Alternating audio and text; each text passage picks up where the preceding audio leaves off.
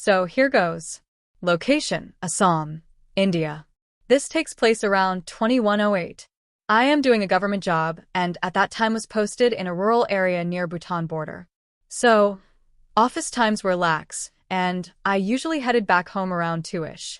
Since villages usually have flaky electricity supply, and I was heavy into gaming at that time, I decided to rent at the nearby town and would commute to office on my motorcycle for around 35 kilometers. The road was pitched and well-maintained, but there were no houses around and sparse forest areas for the entirety of around 20 km till the road merges with the national highway. So, coming to that eventful afternoon, I was riding back home at around 3 p.m. and had covered around half the way. The roads were usually vacant with a rare car overtaking you or a man with his cattle. So your peripheral vision tends to be very active, and if you spot someone or something, you look. Here I see this lady, in tribal garb, walking on my side of the road. Around 30-ish, I would assume. When I overtake, I look in my rear mirror to see her face. Surprise, surprise, nobody there. I stop my bike. Big mistake. But in my mind, this was a spooky adventure and in broad daylight, mind you, so rather than getting afraid, I decide to investigate. The area was mostly bamboo trees with no houses on either side, so it was not possible for her to get off the road and be somewhere. So, after a few seconds of looking, I take a leak and head back home. The rest of the evening is spent playing games and eating dinner. Nothing unusual. I go to bed around 1 p.m. At around 3 p.m., I suddenly wake up with an intense feeling of dread. I open my eyes but cannot move my body. Sleep paralysis, I think. I have had similar attacks quite a few times before, so I know how to deal with it. I do not try to move my body, I just close my eyes and wait for it to end. Suddenly, I find myself being embraced from behind by cold hands. I can feel the coldness radiate through my body. Now, I feel nervous. I have never seen apparitions or felt any presence in my previous sleep paralysis bouts. I nervously squeak, "Who's there?" After a few seconds, I hear a female voice, not harsh, but sweet and melodious. "You don't know me. What will you do with my name?" I am seriously a mess at this point. I croak out, "Please leave me alone." She says, "I am not leaving you. I will be with you forever." I manage a why, and the answer is because you were looking for me. I don't know when I slept. The next day, I came down with a high fever and decided to skip office. That day, I was a wreck of nerves. I was afraid to sleep alone.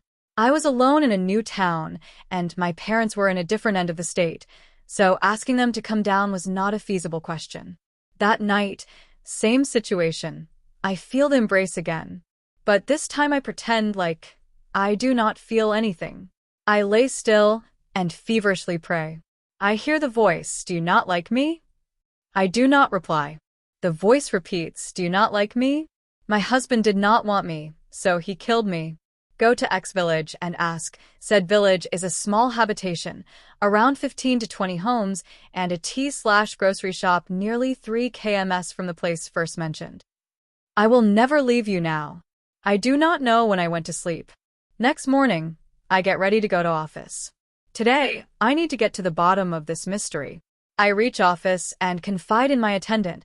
Let's call him Ram. He was a local of the place. So, Ram and I head off to this place on my bike.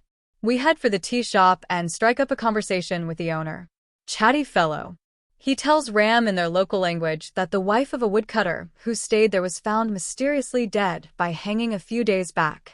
Local authorities declared it a suicide, but the info was that the couple were constantly fighting and overall it was an unhappy marriage. Reasons: the lady did not conceive after 5 years of marriage.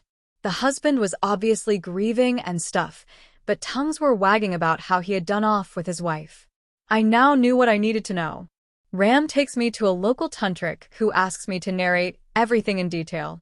I spill all the beans. He says I was a fool to stop there and God was with me that I was not dead in these 2 days. According to him, people who get their lives snuffed out are usually malevolent after their deaths. They do not know right from wrong and vent out their anger on any poor soul who happens to cross their path. And silly me had to pee there of all places. He performs a puja for me and gives me the ashes.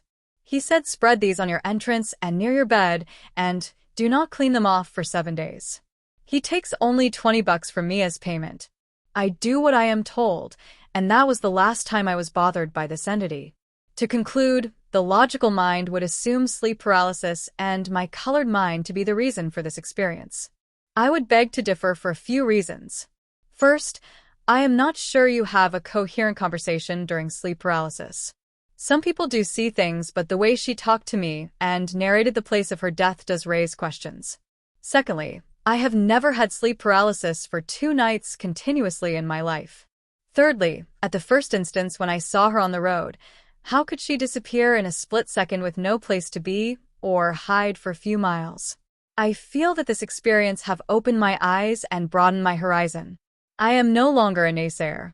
There are indeed some things which we may never know about for certain, but which will continue to elude us and sometimes give us a small peek into their existence. Please subscribe for more such videos and hit the like button.